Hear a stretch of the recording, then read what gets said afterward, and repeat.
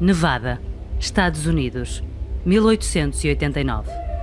A criança abriga-se à sombra de uma pedra e recupera o fôlego. O sol do meio-dia cai sobre o deserto. A areia está a ferver. O ar é como um muro sólido de calor e, ao longe, a silhueta das montanhas agita-se como uma miragem. Mas a criança não desiste. Pode jurar que um rato se escondeu atrás daquela pedra. Quem sabe o seu ninho estará ali perto. A criança coloca uma flecha no seu pequeno arco, respira fundo e com um salto contorna a pedra, fecha um dos olhos e faz pontaria. Ali está ele, um rato castanho e magricela, escondido por entre os pedregulhos. Está à sua mercê. A criança expira, concentra-se no alvo. Os seus dedos estão prestes a largar a corda. Mas algo o interrompe. O rato desapareceu. Confusa, a criança procura por ele, mas quase não vê nada à sua frente, como se a noite tivesse caído sem aviso. A criança baixa o arco e a flecha, olha para o deserto e engola em seco. Uma gigantesca sombra varre a planície, como se os deuses tivessem tapado o sol com as próprias mãos. Olha para cima, à espera de ver uma nuvem. O sol desapareceu. O astro brilhante é agora um círculo negro e todo o deserto mergulha numa penumbra aterrorizadora. A criança corre em direção ao acampamento. Tem de avisar os pais, os anciãos, a tribo inteira. Alguém roubou o sol. Alguém apagou a luz. Mas ao aproximar-se das tendas, repara que também o acampamento está envolto em escuridão e ouve os gritos e o choro dos adultos. A criança atravessa a multidão a chamar pelos pais. Os guerreiros levantam as armas, as mulheres abraçam os filhos pequenos, os mais velhos olham para cima, com a tranquilidade de quem vê a morte a chegar. Quando dá por si, a criança é empurrada juntamente com os outros para a porta de uma tenda, onde toda a tribo parece reunir-se. Por entre os corpos e a escuridão, vê alguém emergir da tenda e ficar parado de pé, no meio do caos. E de seguida, a figura misteriosa levanta os braços, aponta-os ao céu e a luz regressa. Tal como chegara, a sombra que cobria o mundo desliza pelos corpos morenos, pelas paredes das tendas e pelo chão árido e desaparece. A criança olha para cima. O círculo negro move-se para o lado. O sol reaparece em toda a sua glória, atingindo-o com um calor insuportável. E à sua volta, toda a tribo ri, canta e dá saltos de alegria. O pânico dá lugar à celebração. E quando volta a olhar em frente, a criança vê a figura da tenda, ainda de braços no ar, com um sorriso maravilhado na cara. A criança ainda não sabe, mas acabou de assistir ao renascimento de um homem. Alguém regressou do mundo dos mortos e trouxe consigo uma mensagem que vai mudar para sempre o destino da sua tribo. Esta é a história da Dança dos Fantasmas.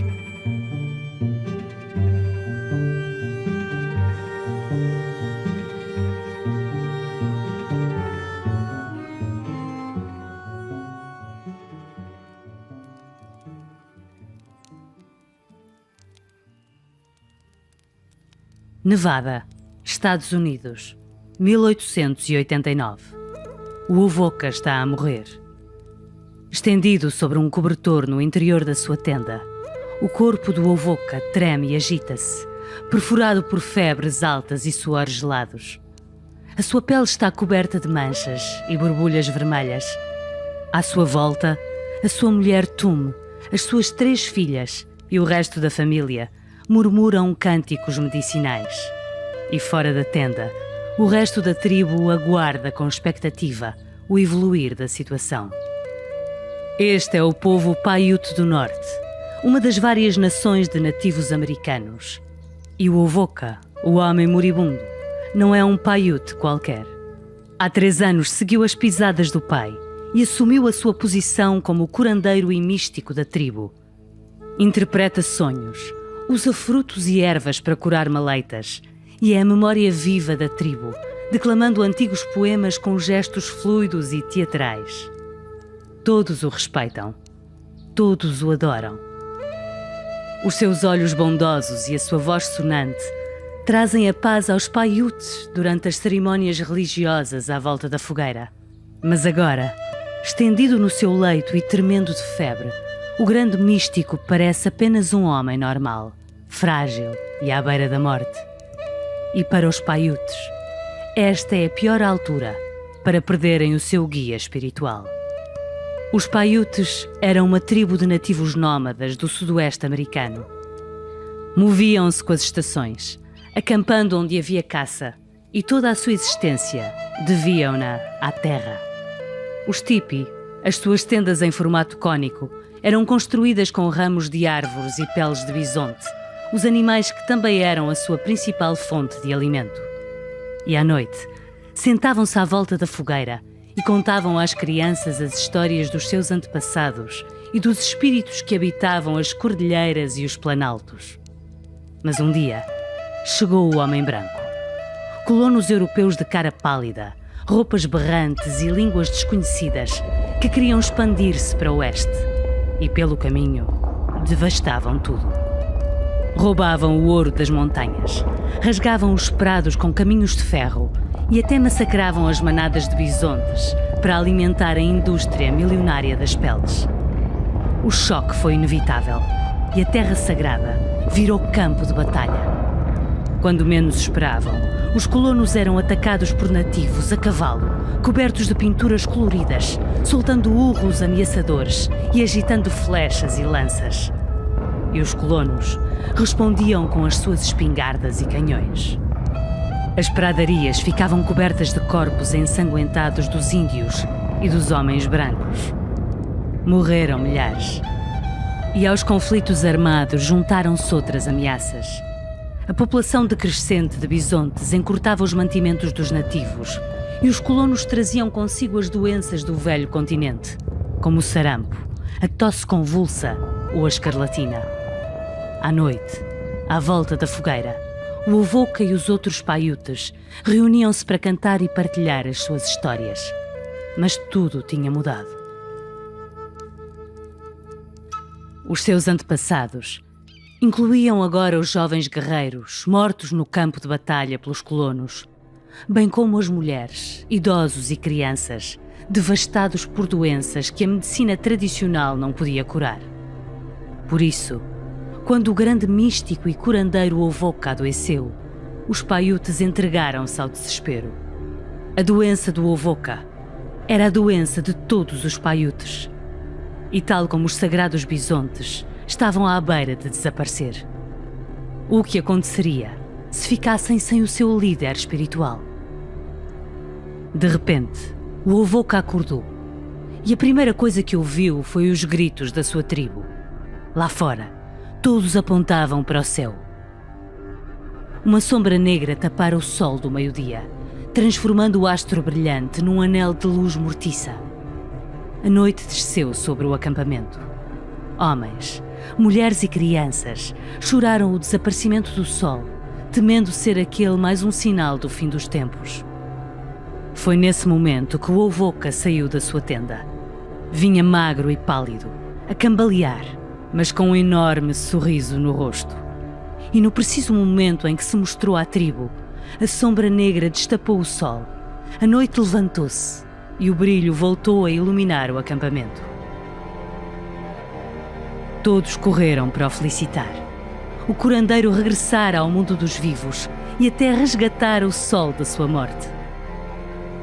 Em poucos minutos, todos os Paiutes estavam reunidos à volta do Avoca, o salvador do universo. E o velho curandeiro, mesmo sem forças para falar, disse-lhes que o seu peito explodia de felicidade e não resistia a contar-lhes tudo.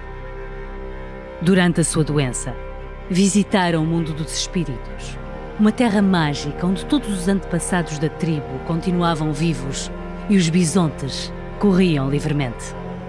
De súbito, o Avoca sentira a presença do grande espírito, as forças sobrenaturais da terra e da natureza, e uma voz dissera-lhe que aquele era o futuro dos Paiutes.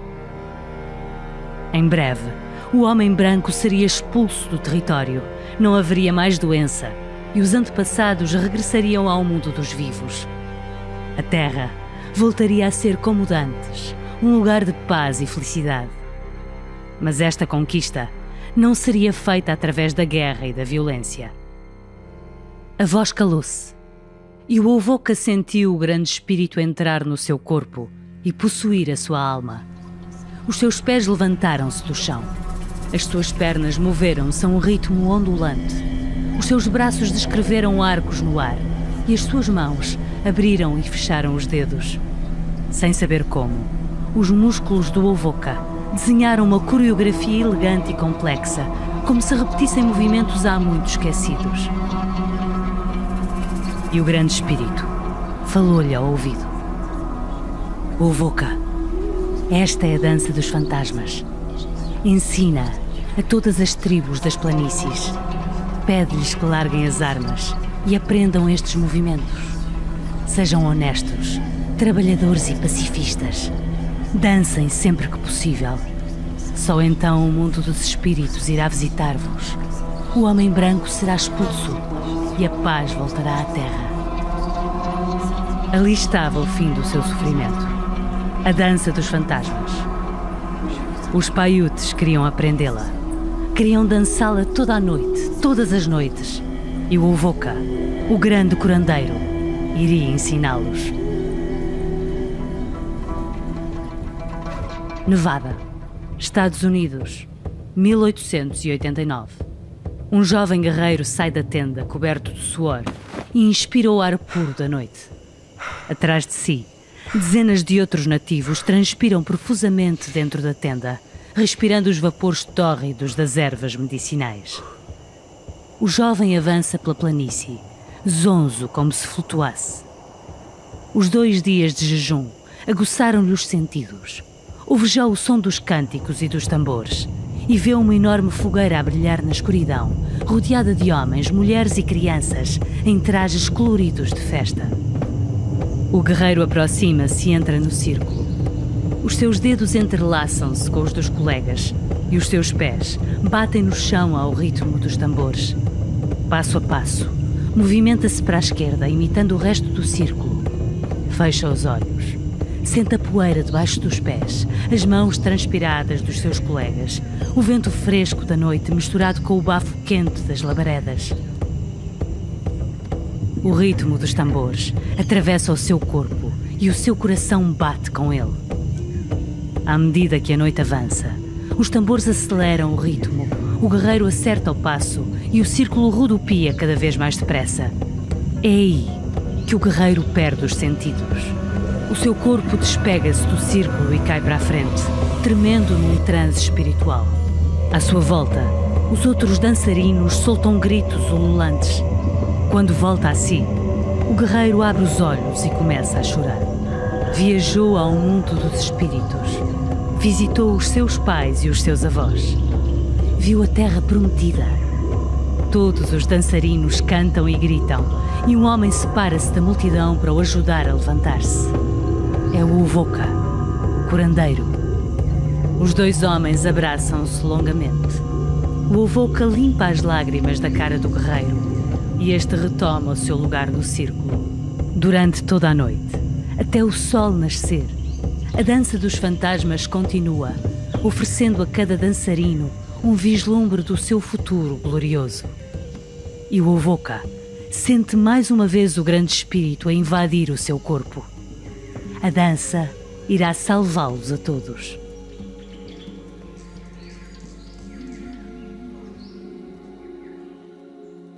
Nos meses seguintes, a notícia da dança dos fantasmas espalhou-se pelos Paiutes e finalmente por outras nações de nativos, desde o sul da Califórnia ao norte dos Estados Unidos. Os Caddo, os Cheyenne, os Arapaú, os Iowa, os Osage, os Pawnee, os Quapaw e muitos outros enviaram representantes para visitar o Wovoka, o profeta do eclipse solar. O curandeiro recebia-os com música e carne de bisonte. Contava-lhes a sua visão, deixava-os participar numa dança dos fantasmas, e um a um, os representantes voltavam às suas nações, maravilhados com aquela coreografia e com as visões do fim do homem branco. 2 desses homens em particular, Short Bull e Kicking Bear, viajaram milhares de quilómetros a cavalo até ao Nevada, onde viviam os Paiutes, desde a fronteira entre o Dakota do Norte e o Dakota do Sul, tudo para experimentar a dança. Convertidos às visões do Avoca, regressaram a casa para partilhar o que tinham descoberto. E a primeira pessoa que visitaram foi um velho chefe da nação Sioux, um homem envelhecido e curvado que passava os dias sentado à porta de casa a fitar o horizonte. Mas este não era um chefe qualquer. Tratava-se do maior guerreiro dos Sioux, o mais famoso índio dos Estados Unidos, o orgulho dos nativos e o terror dos homens brancos que se atravessavam no seu caminho. Sitting Bull era o chefe de uma das tribos dos Sioux, uma das mais antigas nações nómadas. Os Sioux eram excelentes guerreiros e cavaleiros, movendo-se pelas planícies a alta velocidade e fazendo descer terríveis ataques de surpresa sobre os colonos que se atreviam a invadir as suas terras.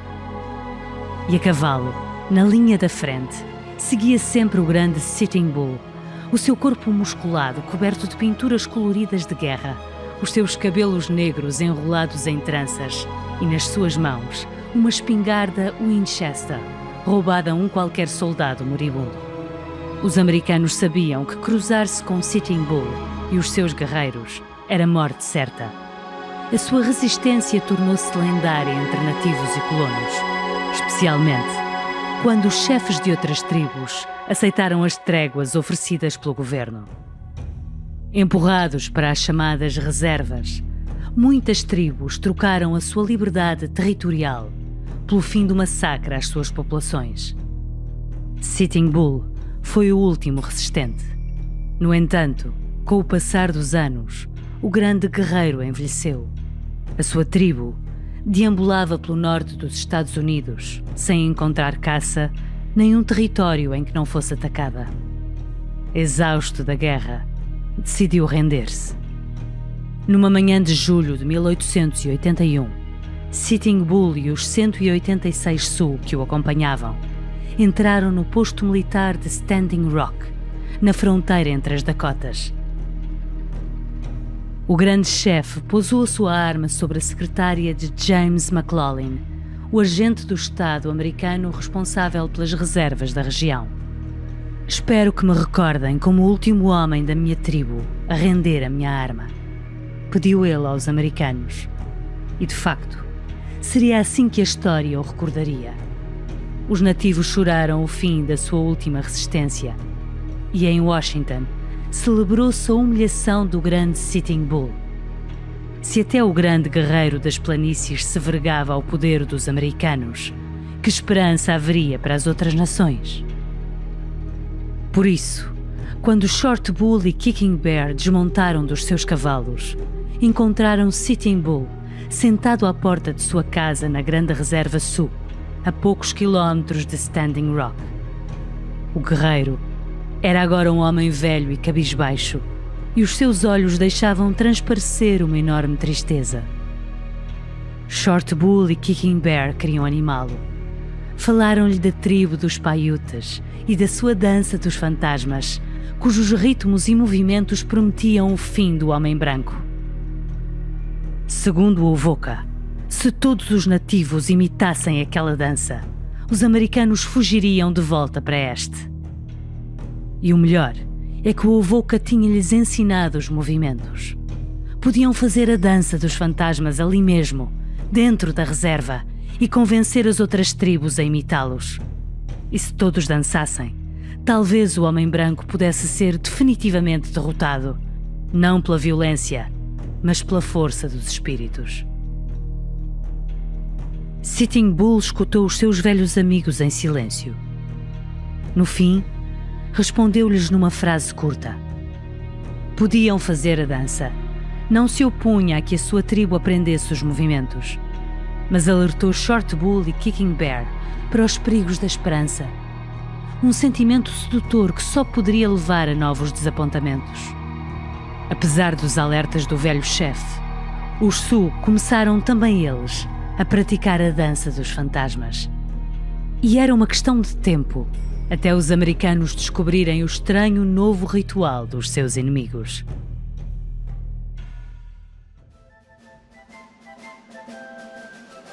Standing Rock, Estados Unidos, dezembro de 1890. O agente James McLaughlin atravessa a rua, olha em volta e sente um orgulho profundo. A pequena cidade onde vive e trabalha é, na verdade, parte da Standing Rock Agency, uma das agências do governo americano dedicadas à gestão da Grande Reserva dos Sioux. McLaughlin é o seu mais alto responsável. Há 20 anos que trabalha naquela região. Quando ali chegou em 1871, a reserva existia no papel, mas muitas tribos recusavam-se a ocupá-la. Por isso, os soldados americanos agonizavam ao sol ardente, sempre à espera de serem atacados por uma das tribos. Em particular, pelos temíveis guerreiros de Sitting Bull. Mas com o passar dos anos, os índios perceberam que o melhor era desistir, pousar as armas e aprender a viver com os seus novos vizinhos. McLaughlin lembra-se como se fosse ontem, do dia em que aceitou a rendição de Sitting Bull. E agora, ao descer a rua ladeada por edifícios de 2 andares, McLaughlin vê as incríveis consequências do processo de assimilação. Longe iam os tempos em que os jovens índios e americanos se matavam mutuamente naquelas planícies.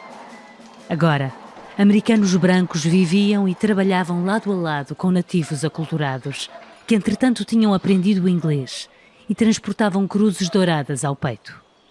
Havia uma estação de ferrovia, um banco, vários saloons e até um posto médico.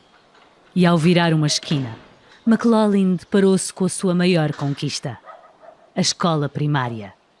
Aproximou-se da janela e ouviu, lá dentro, as vozes afinadas das crianças índias a debitar os nomes dos vários presidentes dos Estados Unidos.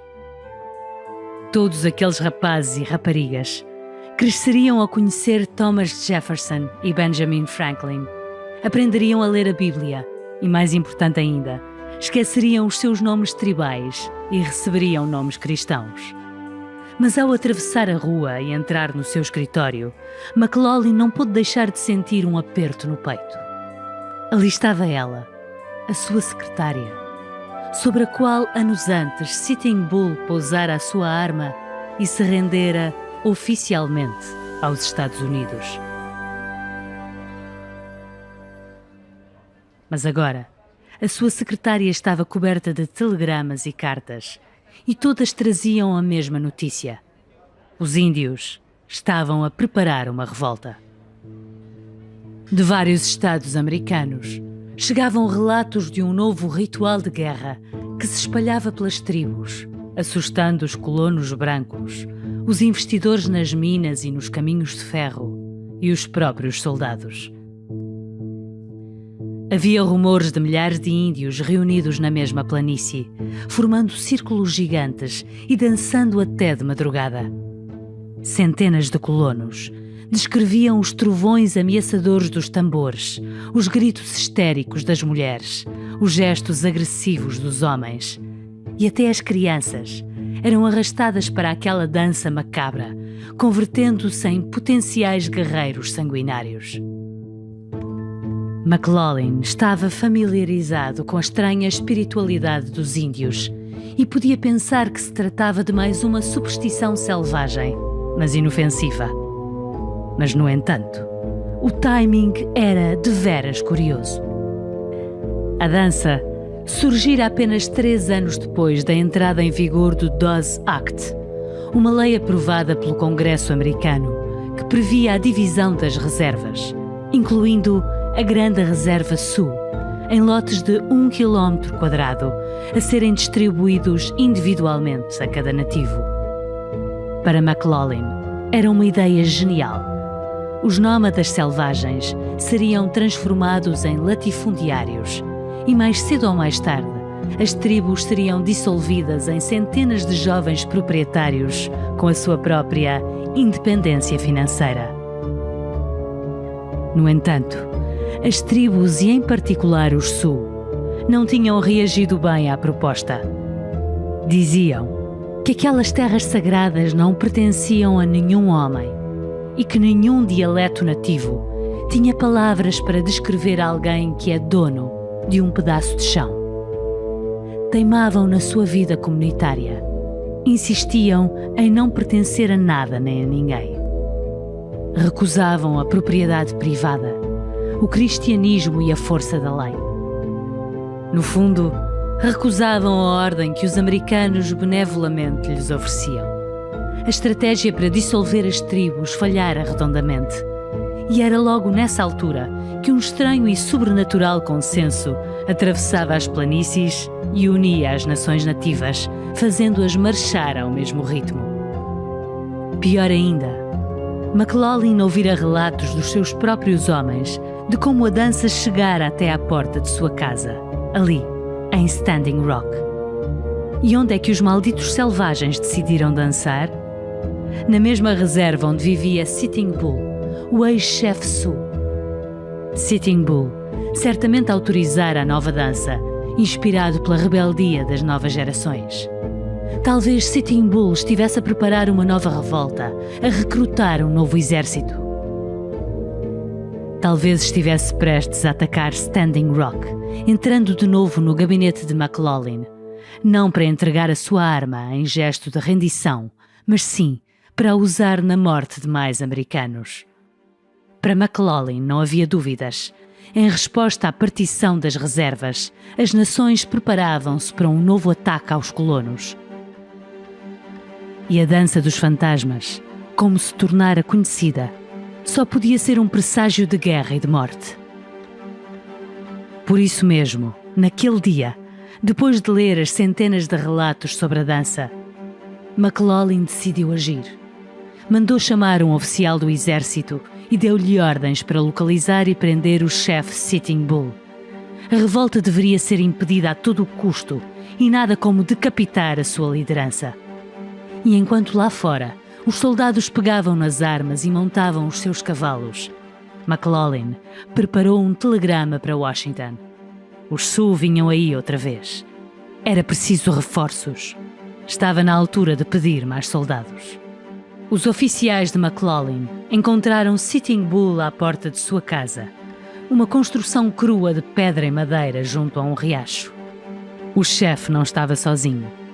De visita, tinha várias dezenas de Sioux, muitos dos quais tinham convergido na região, vindos de outras reservas, para participar na próxima dança dos fantasmas e aproveitavam para prestar homenagem ao histórico líder nativo. Assim que os oficiais desmontaram dos seus cavalos de armas na mão, o ambiente ficou tenso. Um dos oficiais deu um passo em frente e perguntou em voz alta onde estava Sitting Bull, o chefe índio e líder da dança dos fantasmas. Os Sioux rodearam o antigo chefe, prontos a defendê-lo, mas Sitting Bull ergueu a mão e pediu-lhes silêncio. O homem que procuravam, disse ele aos oficiais, não existia. Ele era Sitting Bull, mas não liderava a dança dos fantasmas, porque a dança não tinha líder. E mesmo que o levassem como pareciam querer fazer, a dança continuaria. À sua volta, os Sioux sorriram, orgulhosos do seu chefe. Mas os oficiais, sem paciência para aqueles jogos, levantaram as armas e avançaram para agarrar Sitting Bull. Foi aí que a luta começou. A história não registou se foi um soldado que disparou primeiro ou se um dos Sioux atacou um oficial. O que é certo é que em poucos segundos soldados e nativos envolveram-se numa violenta luta, levantando poeira do chão até ninguém ver um palmo à frente dos olhos. De súbito, um disparo, um único estouro de uma das espingardas paralisou toda a gente e um corpo caiu seco e pesado no chão. A poeira assentou. Os soldados limparam os olhos com a manga do uniforme e assustaram-se com os gritos violentos de revolta dos nativos. Ali, à sua frente, estendido no chão poeirento, estava o corpo inerte do grande Sitting Bull, com um buraco de bala na cabeça e um fio de sangue escuro a descer-lhe pela cara. A derradeira pintura de guerra. A notícia da morte de Sitting Bull espalhou-se pela grande reserva sul, tão depressa que o próprio vento parecia levá-la consigo, e dali para as outras nações do oeste americano. O grande guerreiro estava morto, assassinado por um qualquer soldado, enquanto o tentavam prender. Por esta altura, a resistência aos colonos era apenas uma memória, mas Sitting Bull era o último símbolo vivo deste passado honrado, e por isso a sua morte foi chorada em todas as tribos. Um chefe de uma tribo sul, em particular Spotted Elk, recebeu a notícia com profundo terror. Os colonos tentavam reprimir a dança dos fantasmas. Havia rumores da chegada de milhares de soldados à grande reserva, acompanhados por peças de artilharia. E agora, matavam o chefe mais famoso dos sul. Temendo pelo seu próprio destino, Spotted Elk reuniu a tribo sob o seu comando e apresentou-lhes a sua proposta. A guerra voltaria àquelas terras. O exército americano não mostraria misericórdia. A melhor opção era renderem-se. Deveriam viajar até Standing Rock, apresentar-se ao agente James McClellan, mostrar que as suas intenções eram pacíficas e negociar um acordo de paz, antes que fosse tarde demais e a tribo tivesse o mesmo destino que Sitting Bull. Todos aceitaram. Desmontaram as cabanas, carregaram os cavalos e puseram-se a caminho. A viagem foi infernal. Em pleno inverno, a região dos Dakota estava coberta de neve e o ar era rasgado por ventos gelados. Os sul de Spotted Elk caminhavam com os pés encharcados, mergulhados na neve até aos joelhos e embrulhados nas poucas peles de bisonte que lhes restavam. E para piorar a situação, a tribo adoecia a olhos vistos. Muitas crianças pequenas tinham febres altas e eram transportadas em macas improvisadas. Os idosos, montados em cima dos cavalos, agitavam-se com o vento, de olhos semicerrados e à beira da hipotermia. E o próprio Spotted Elk, que caminhava à frente do grupo, sofria de pneumonia, tossia violentamente e o corpo dorido quase não o deixava andar. 5 dias depois, Spotted Elk viu surgir por entre a neve uma mancha negra a toda a extensão do horizonte. Aproximou-se a medo e a mancha ganhou forma. Era o regimento de cavalaria número 7 do exército americano. Um oficial aproximou-se a cavalo e o velho chefe fez-lhe um sinal de paz. Explicou-lhe a situação. Era um sul, a caminho de Standing Rock, para falar com McClellan. O oficial olhou para as 300 de nativos que o acompanhavam, exaustos, gelados e adoecidos, e deu-lhes ordem para acampar ali perto, num riacho chamado Wounded Knee. Spotted Elk ainda tentou insistir, pedir que os deixassem seguir caminho, mas por entre a neve viu centenas de outros cavaleiros armados prontos a disparar e decidiu aceitar.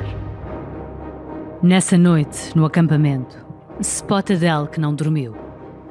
Ficou a ouvir a tosse cavernosa dos idosos e das crianças do seu povo, que não dormiriam um único minuto. E ali perto, a meras centenas de metros, os risos e canções dos soldados americanos que se embebedavam noite dentro. No dia seguinte, Spotted Elk saiu da sua tenda e reparou que os seus homens já estavam acordados e apontavam assustados na direção do horizonte. O acampamento estava completamente rodeado por tropas americanas, tendo certamente chegado reforços durante a noite, e um coronel montado num cavalo branco e seguido por dezenas de soldados armados exigia falar com o chefe. O coronel e Spotted Elk Encontraram-se à entrada do acampamento, com os respectivos homens na retaguarda. Numa voz exausta, interrompido por surtos de tosse, Spotted Elk explicou as suas intenções. Eram Sioux, a caminho de Standing Rock, para falar com McLaughlin. Mas o coronel não estava interessado em ouvi-lo. Apontou para os Sioux atrás dele e exigiu que lhes dessem todas as suas armas. Os Sioux ficaram em silêncio, sem se mexer, e Spotted Elk implorou. Como podia o coronel esperar que os seus homens ficassem desarmados? Eram inofensivos, não fariam mal a ninguém, só queriam seguir viagem. Mas o coronel interrompeu o chefe com um berro e deu ordem aos seus soldados para avançar e reunir as armas. Os soldados não tinham ainda dado um passo quando se ouviu a primeira voz. Um dos Sioux cantava um dos cânticos da dança dos fantasmas, numa voz arranhada e cansada, mas absolutamente perceptível. E um a um, os nativos juntaram-se a ele, num coro crescente e majestoso, ululando e cantando no dialeto que os soldados não podiam compreender. Ainda assim, o medo tomou conta dos oficiais. Sabiam que sons eram aqueles. Alguns tinham assistido em primeira mão à dança dos fantasmas. Outros apenas ouviram relatos, mas todos sabiam o que se seguia. Os selvagens iriam começar a dançar, batendo com os pés no chão e soltando gritos ameaçadores. Chamariam a si os espíritos que viviam naquelas malditas planícies, pegariam nas armas e atacariam os soldados movidos pelo ódio e pela sua espiritualidade irracional. O coronel olhou para os seus homens. Todos estavam brancos de horror perante a música e a dança selvagem que pressagiava a sua morte. Por isso, o coronel voltou a gritar uma ordem e, como se acordassem de um pesadelo, os soldados levantaram as espingardas e avançaram sobre os Sioux. Cada soldado escolheu um selvagem e empurrou-o, procurando arrancar-lhe a arma. Mas os nativos, em vez de lutar, continuaram os seus terríveis cânticos, agarrados às armas como se fossem os seus filhos recém-nascidos. Spotted Elk implorou aos seus companheiros que parassem com os cânticos e entregassem as armas, mas a sua voz fraca não conseguiu sobrepor-se às vozes que se erguiam à sua volta. E foi aí que rebentou o primeiro tiro. Um único estouro, uma única bala disparada para o ar, saída de uma espingarda pela qual um soldado americano e um nativo se batiam. Foi certamente um acidente. Nenhum dos homens quisera carregar no gatilho, mas foi o suficiente para fazer estalar a tensão. Num único movimento bem treinado, os soldados americanos ergueram as suas espingardas à altura do peito e começaram a disparar. O que se seguiu foi o caos. Alguns Sioux levantaram as próprias armas e atacaram os americanos, sendo atingidos diretamente no peito ou na cabeça. Outros tentaram fugir e esconder-se atrás das tendas, mas a chuva de balas rasgou-lhes as costas e caíram mortos na neve.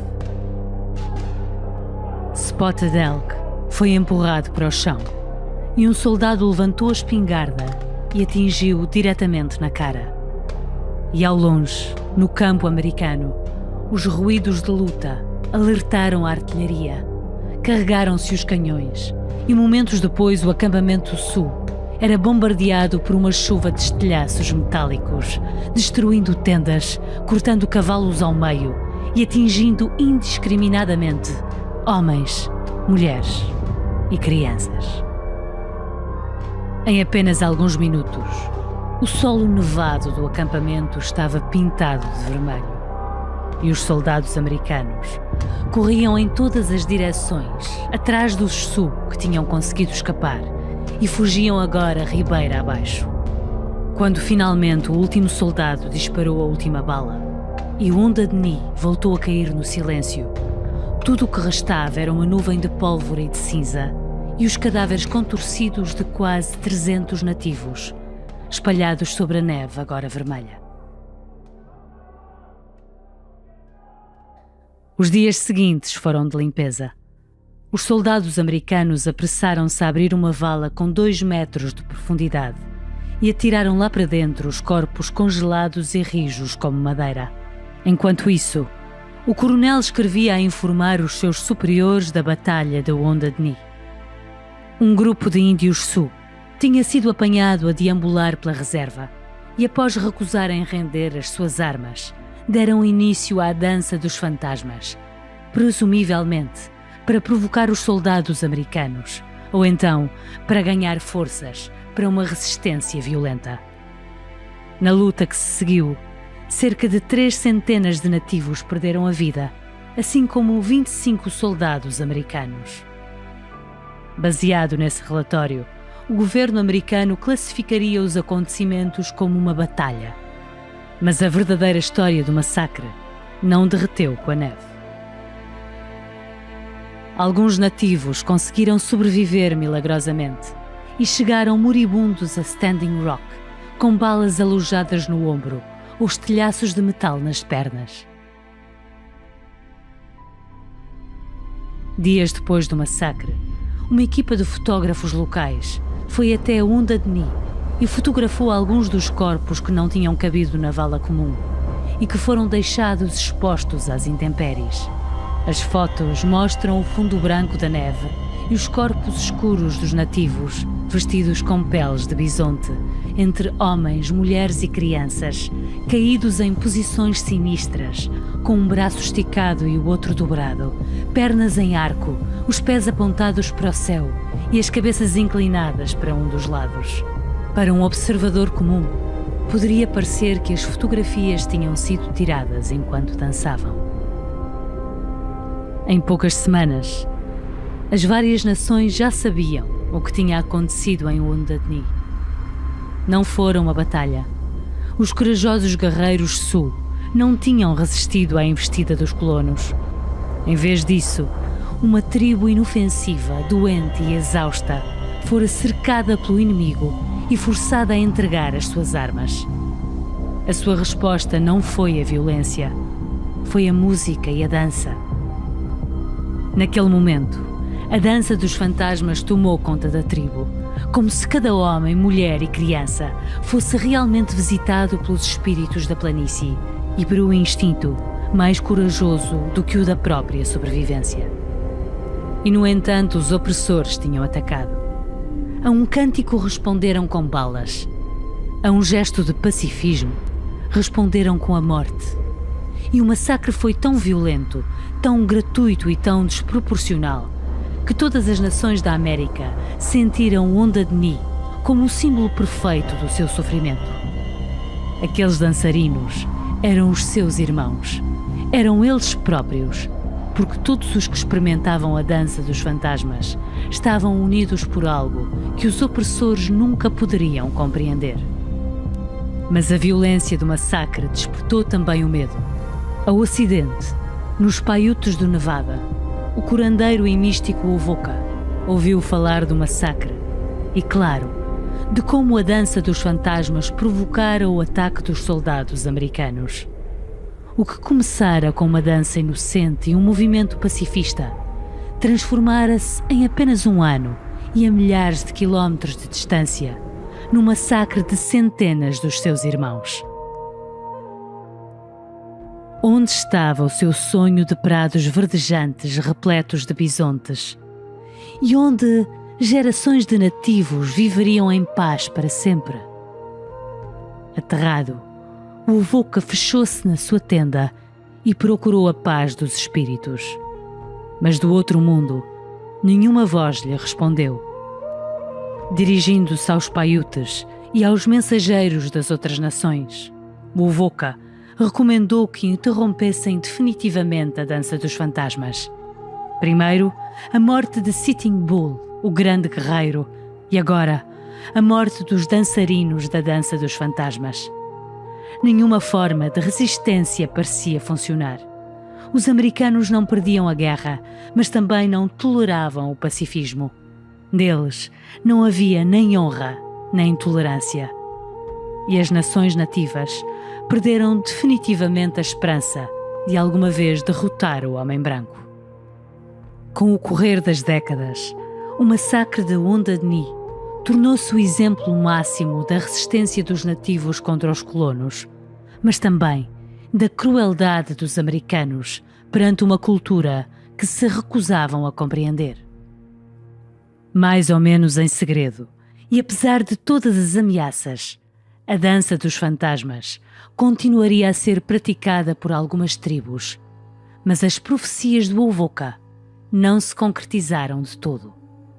O homem branco não abandonou as terras dos bisontes. Pelo contrário, empurrados para as reservas, os nativos americanos continuaram e continuam a lutar pela preservação dos seus lugares sagrados, das suas línguas e dialetos, das suas artes e da sua música. E os americanos, que construíram o seu império nas terras sagradas de outros povos, procuram ainda a melhor maneira de lidar com esta dolorosa memória histórica. Só em 1990, exatamente 100 anos depois da Wounded Knee, é que o Congresso americano exprimiu formalmente o seu arrependimento pela batalha, que na verdade foi o massacre de 300 homens, mulheres e crianças. Quanto à dança dos fantasmas, uma variação da coreografia e da música original ainda é praticada pelos Lakota Sioux, exatamente a mesma nação de Spotted Elk e Sitting Bull.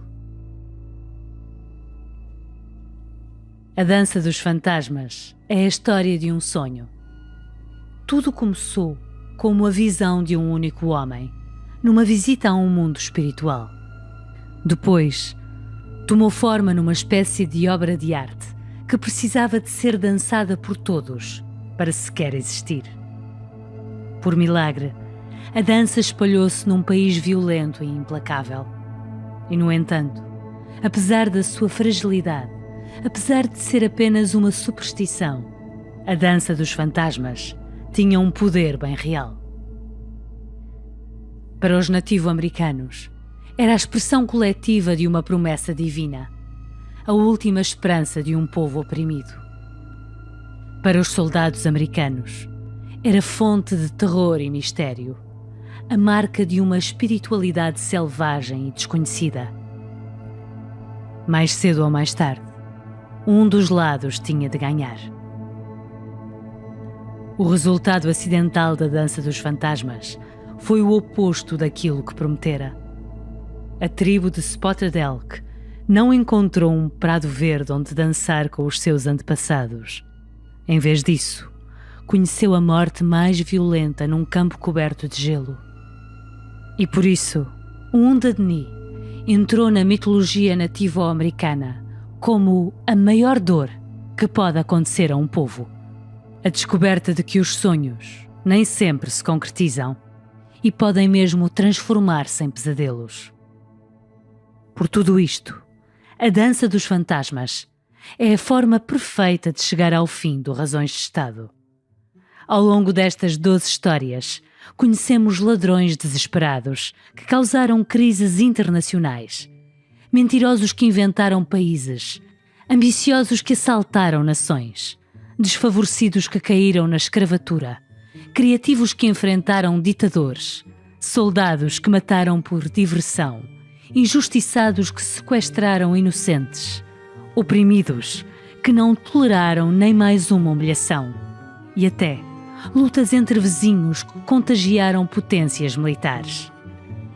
Mas a dança dos fantasmas ensina-nos uma derradeira e importante lição: a forma como uma ideia pura, saída da visão espiritual de um único homem, pode despertar a esperança num povo inteiro.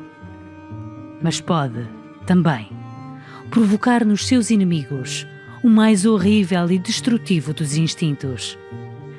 A história é isto mesmo: o sonho ou a esperança de cada um, contra as forças misteriosas do destino.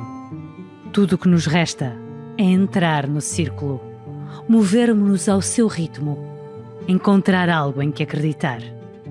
E nunca esquecer que a dança de cada um de nós pode ser a história de amanhã.